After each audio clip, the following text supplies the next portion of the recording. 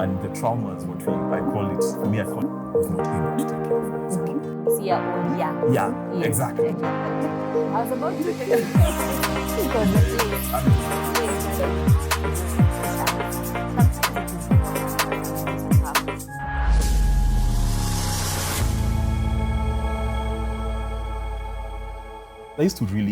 I used to love visiting. I remember my cousins. Yes. So this time my cousins, the ones from Athi River, moved to South Sea. So I used to visit them a lot.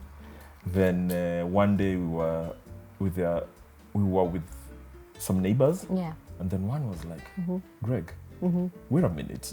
How come you're not doing radios? Like, why? Like, you have a good voice for radio. I was like, no. I was like, no, you do.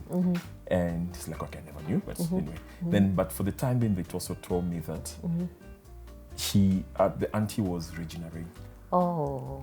Regina Ray, Yes. she's done a lot. Regina but the main one, yeah. you remember Who's Smarter Now? Who's Smarter, Omo Picabo. Yeah, and she had a casting agency and all that. Yeah. So Tommy, they will introduce me to Regina Ray. Right. So one day I went to Regina Ray. Wait, I'm trying to remember which one came first.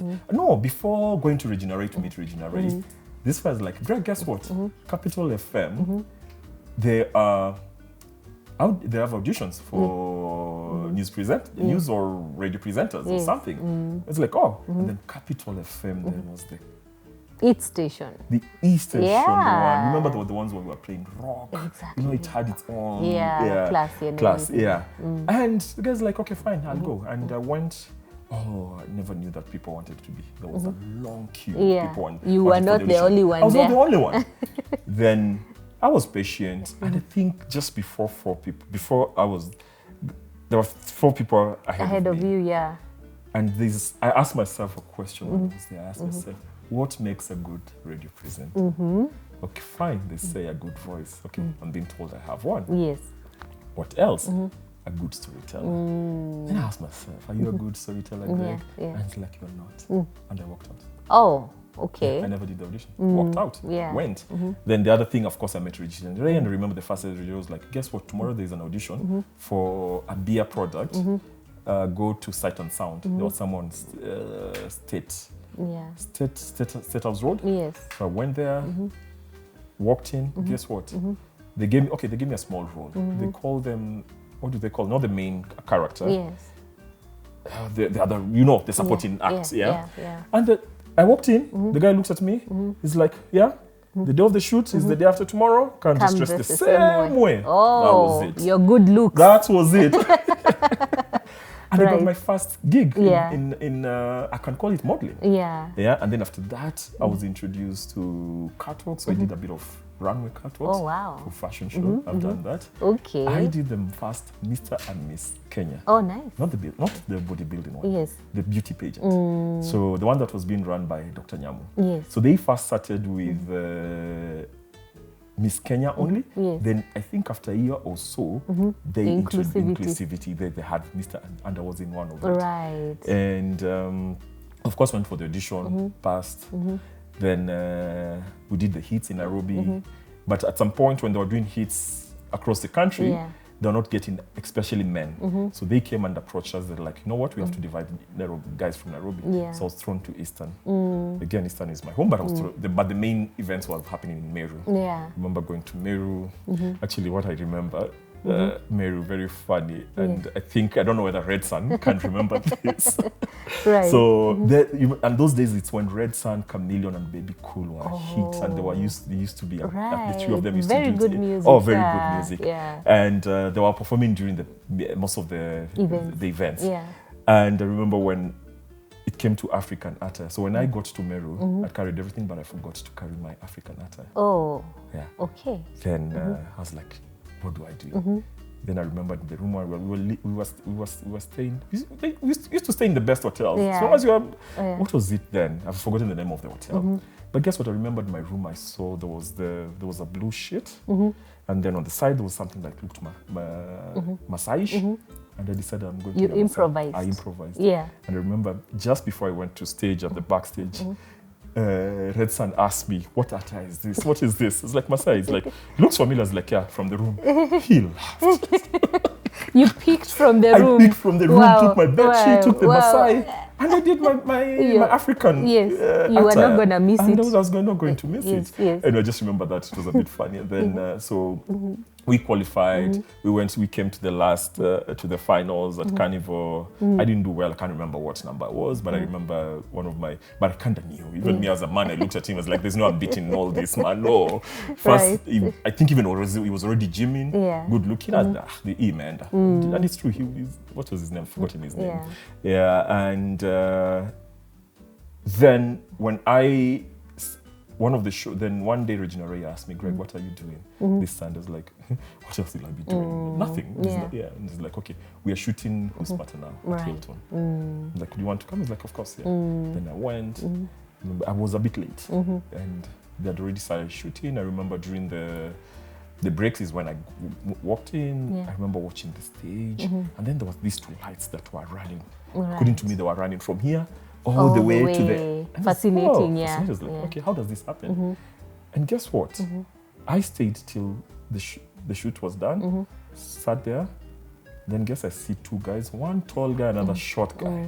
They're there, dismantling. Removing it, And I yeah. went to them, approached them. I was like, wow, how does this thing work? So they explained to me, and it's like, oh, I could love to do this. And they asked me, so then this guy asked me, I want to join you guys. Right. He was like, join us? Okay, like, you want to partner with us? I look at them, partner, how can I? But it's like, no, I work for you guys. It's like, okay, let's meet on Monday. Right. Yeah, and then I went on Monday, we met, and that's how I got employed. Wow. My Wow. first employment. So from the stage, Yes. runway, Yes. now to working building. for a corporate, yeah? Now working for these guys who are building the stage. Ah. Yeah, so not now, I'm not the one walking on the stage, I'm Yes. the one who will build what the others will walk on. Right. Yeah.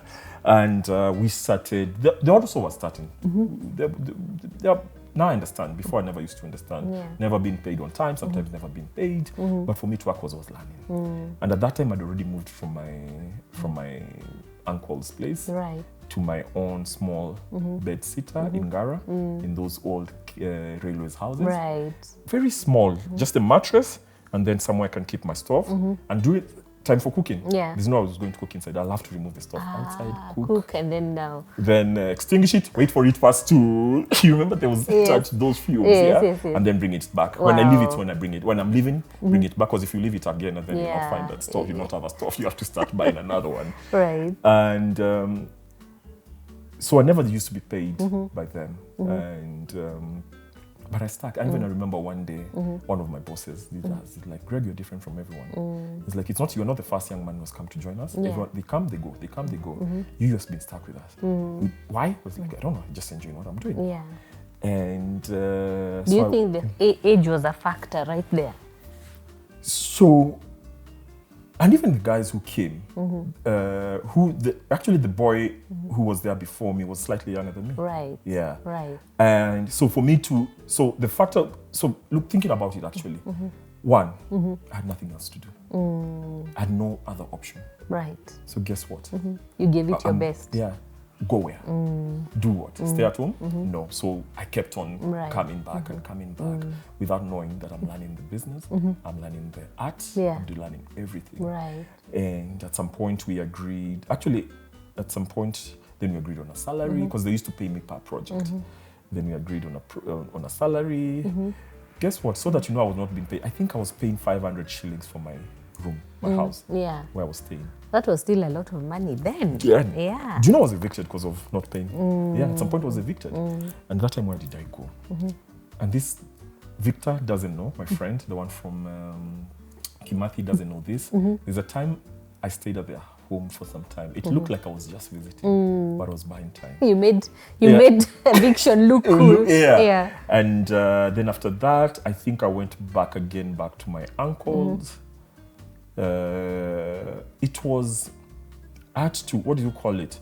It was a reset. And I remember when I went back to my uncle's, I was like, you know what, it's a reset. Right. What do I need to do next for me to, maybe I was not ready. Right.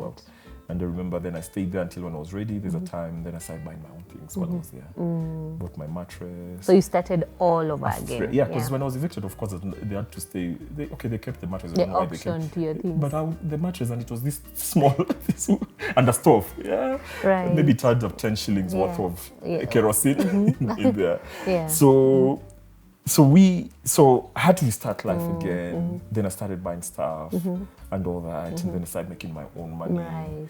And through when I was working with my boss, one day I remember asking him. I told my boss, "What if I brought my own clients?" And I don't know. Before that, one day I told my boss, I was like, "Boss, I want to be coming with you to your meetings." Right. And you know, I'm like, "Hey, it's okay, be coming." And we started going for the meetings. Right. And today, when I sit and think, when I did it, I didn't have a reason why I asked. But thinking about it, I just wanted to know, how does he get business? Yes, it's us when he gets business, we come and actualize it and do make it happen.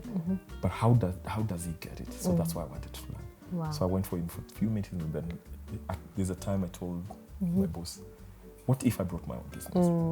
He was like, "Okay, we'll give you commission." Yeah. Guess what? I didn't know even what commission meant. Right. So then we used to have, you know how people nowadays Google? We used to have Yahoo search. Right. So I went to my Yahoo search. Checked what commission is. What commission is. Like, this is what it means. And we agreed. And we agreed within, after expenditure, percentage. Right. And we started working. And it worked well. Yeah. I moved to my own house. I remember moving to an SQ in South. Now, a one-room SQ in South Sea. Right. Azina, is it Azina Estate? No, not Azina, Akil. Okay, one of the estates. Because Azina is in South B. No, this one is on South C. And I moved into this one bedroom, nicely, but a very nice estate. Like the main house was beautiful, and then at the back they had this just one room. It had like a small place for like a kitchen, and then the washroom and the bathroom. So I brought in a lot of clients actually. But there's this day one, I did again my own audit. And I realized, let's say for example, in a month I bring 3 gigs, but my boss brings 10. And I was like, wait a minute, what's wrong? Why is he bringing 10? I'm bringing 3. Of course, there's the experience, he has the connection and everything, but I was like, at least 5, if not 10. And I sat down, and one day I realized why that was happening. My boss had a car. My boss was driving, so movement was easy. And then, those days Nairobi didn't have traffic as it has now. So moving from one, you could then, if I'm not wrong, you could do over 5 meetings in a day. Yeah, even if not wrong, if they're short ones, you can actually do 8.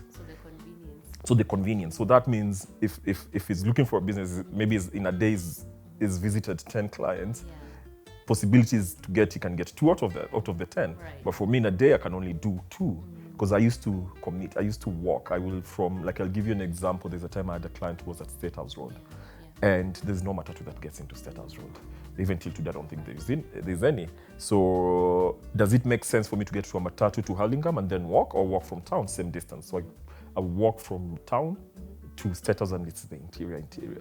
And it's actually one of the influential people in the industry. I went to see them, and it will take me an hour just to get to one customer and another hour to just, So I realized, you know what, I need to work hard and get my own car. So at this point, and I never imagined, you know how people be like, I need to buy a car just to buy a car for them. But for me, it got to a point, I never even thought about it. It's like, you know what, it's a necessity. So I need one. So I started saving. And so all my commission, I started saving. Then, lucky enough, my boss wanted to upgrade his car. Then I approached him, like, you know what, can I buy your car? But I didn't have the full amount. So I was to pay, I asked him to pay that amount, a certain amount, what I had, and then the rest I can pay later on. Like, even deduct it from my pay. I don't know what happened. I don't know that my boss wanted cash so that I was able to buy the one, so I never bought that car. But lucky enough, I was able to, one day, I was on Sarit. So those days before digital, you used to go to the notice board of the malls. In malls, if you want to find even houses, cars, you go to Sarit Center, to the notice board. So I saw a nice Subaru, looked good. So it called, it was owned by Amwindi, went and checked it out. I liked it, but it had the old vibe. It's for somebody mature, not for a young. But I looked at it as like, I can work on it. Bought it, good price, well maintained. And guess what? I remember one day we were at Java. So we used to hang, my boss used to hang around Java, the town one, the one near International House, a lot there. So when I bought, I remember one of the guys came and asked me, Greg, you bought a Subaru? I was like, yeah. Like, italala kwa mawe. So kulala kwa mawe is like, it will be on top. You know how cars that are broken and then they just put, because when they're repairing, when it's a wreck, and the reason why it's a wreck is maybe it has an issue with a suspension, and they've already suspended it and then I can't pay it, so it stays like this. Like, italala kwa mawe. Oh, wow. But guess what? I asked the guys, like, are there Subarus being driven around Nairobi? Yes. Are they men like me? Yes. So why will mine be there? I like Yeah. Never has my car ever. I've never left it even at my garage because I'm not able to buy a part spare. Right. Yeah, because I feel like the reason why that happened is there was a reason why I was buying the car, and it was a necessity, and I had to make sure that it's running. Yeah. Because it was a business tool for me. Yeah. It wasn't to show off. Oh, okay. Yeah, it wasn't like buying to show, now I have a car. Right. No. I needed that car to run my to run not my business, because at that time I was employed. Yeah. But thinking about it, getting a commission, still salary, I'm actually in both worlds. Actually, thinking of it, I mean, I'm employed, but I'm still running my thing. Your own business. Yeah, my own business, but in a good way. I'm not stealing to anyone, because the business, I'm still bringing it back to who has employed me. Yeah. Okay. And yes, so we moved after some time. Then it got to a point I realized that I'm also a slave to my boss. In what sense? He's paying me salary. So there are times that I need to go for my meeting, but there's something important that he needs done by me. That slows you down. Guess what? I have to do it because he's paying me. So it was slowing me down. One day I just told my boss, guess what? No more salary. Right. Just my commission. And your jobs, if you have a project, you will come to me. Then if I'm free, I'll do it, and you pay me for that project only. I like that. Yeah. And I'm picking the art of negotiation right there in the opportunities that you have had since when you started your entrepreneur journey with selling the CDs, the matatu, negotiating for the, cleaning and picking out clothes, to now where you're employed by this person, to even when you were hoping to do the media interview and you went for the audition, the questions which were critical. And I think this goes out to everyone listening to this podcast, regardless of your gender. Sometimes it's good to do your own self-analysis and also observe where your skills lie or where your strengths lie and where you can best flourish. Because I've seen that play in your life and as you've done as you've gone through life. Then there is also the aspect of development, how you've gradually grown from one level to the other without being overly ambitious. Because if you're stuck in a state of survival, we say when a human being is faced with a threat, a threat can be either a traumatic incident, a change that is drastic when you're growing up or while you're going through life, even feeling insecure, like you went to a school which, was a good performer, but the fire broke it and took away its reputation in a sense. You seeing yourself as successful as, your relatives, and the shifts that you've gone through, that definitely did put you in a survival mode. And we look at survival in 4 aspects.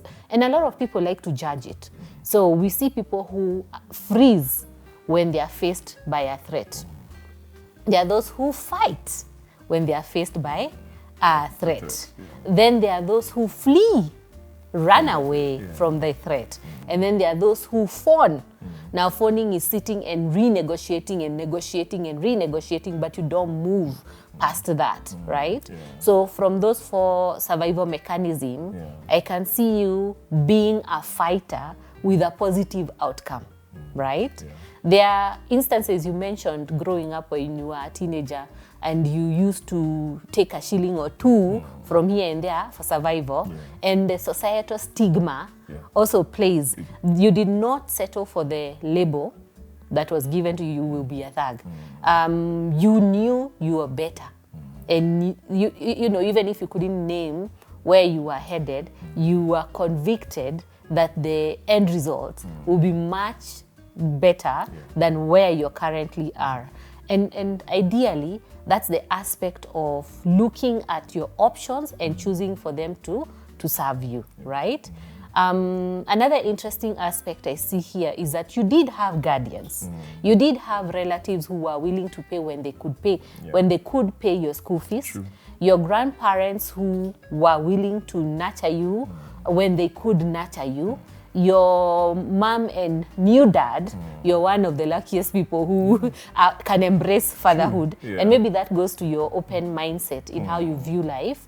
When he went to school and took on the responsibility of saying, give me a plan. I'm taking on this school fees responsibility for this boy. And you coming and observing and doing your own analysis on the home or family state and deciding, well, I need to do better.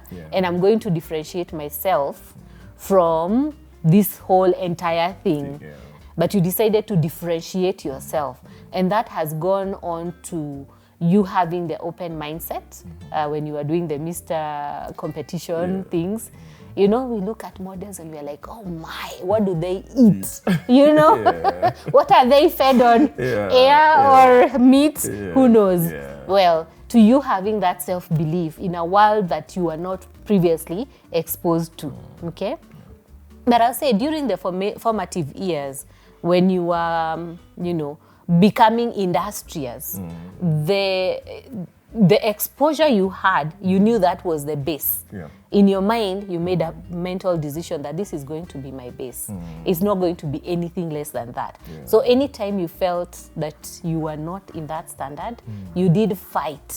You did fight to ensure that you're on that standard or better. And then something quite interesting, and I'd want us to repeat that. When your friend asked you, you have bought what? Like, why? You had nothing better to do with your money. Now you've bought something to go place on stones as a decorative item. You know? And your response to him, you might not have known the impact of that response, but in a sense, it's like speaking to yourself, speaking into yourself on what you never want yourself to be at. And I know, you know, it's Nairobi and maybe a lot of people have seen you with the vehicles that you drive. They are a statement. You called it a tool. They are a statement. So what would you say to the men who are becoming, going through the everyday struggle? And also maybe having the support and in an aspect also having friends who are challenging, who don't see maybe certain decisions as positive. What would you say to them? Oh, wow. So what will I say to them? And at the same time, is almost like, what will I have told my younger Greg? Yes. But funny enough, I sit down today and think about my life. And one of the things I even tell most of my friends, I thank God for the kind of a person He created in me and the character and my thinking on how I do stuff. And why am I saying this? Like, for example, you remember when we were talking about me picking coins, stealing coins, let's call it what it is. It was stealing. But guess what? I knew why I was stealing. And it didn't matter the noises the other guys, what the noises they were making. Why? Because I knew I was stealing it for that point to achieve something. Is it what I really wanted? Was I stealing it just to go buy candy? No.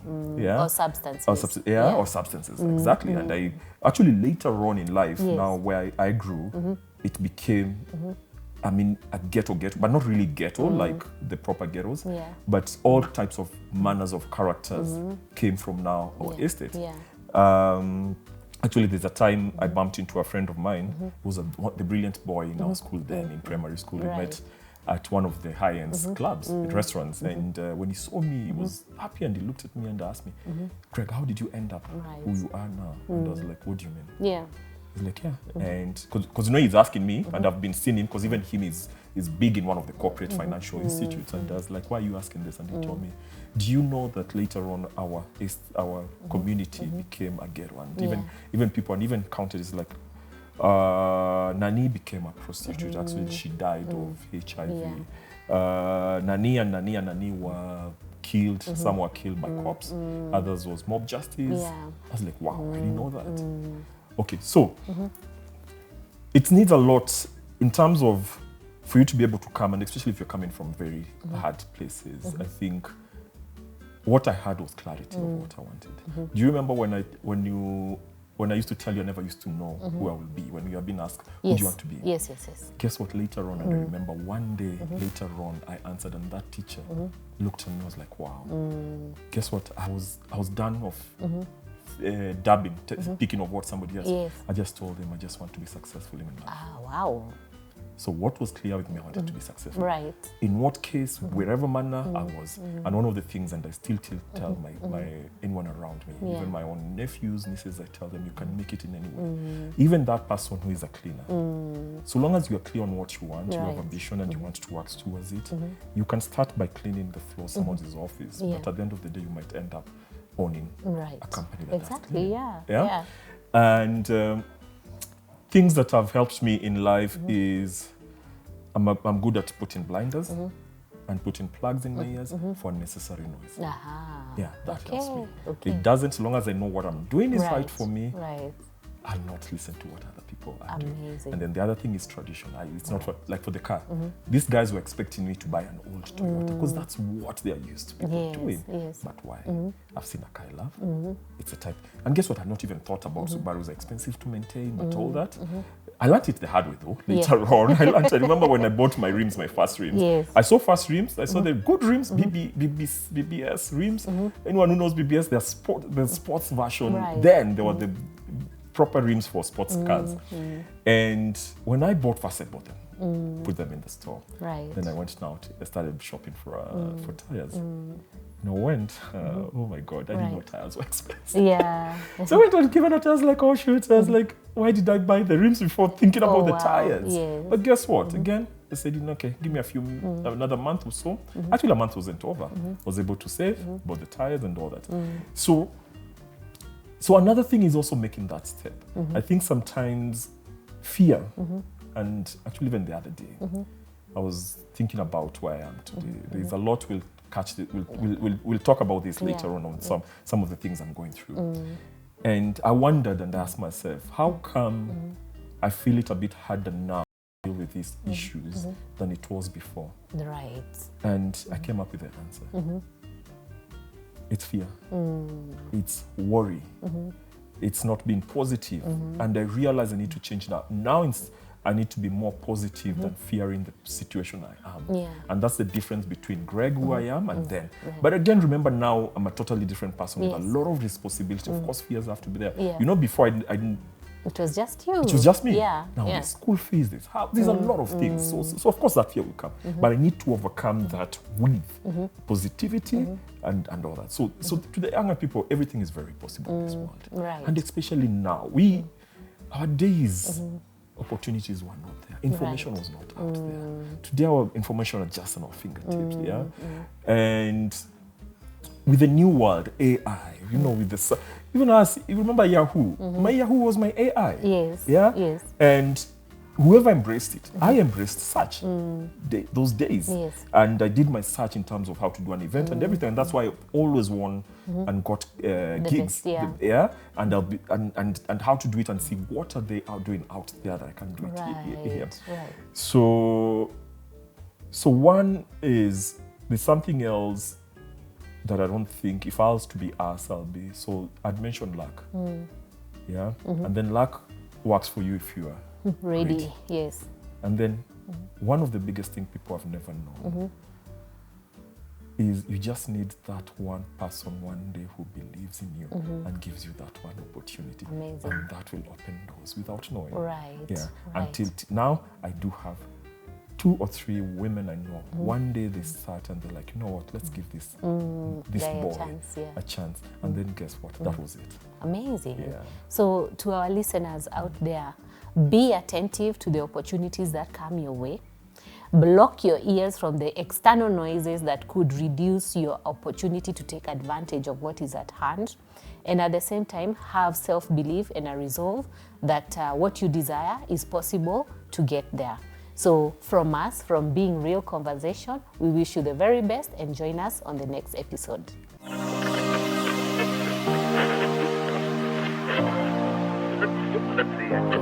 And the traumas, which I call it, for me, I call it, was not able to take care of myself. Yeah, Yeah, exactly.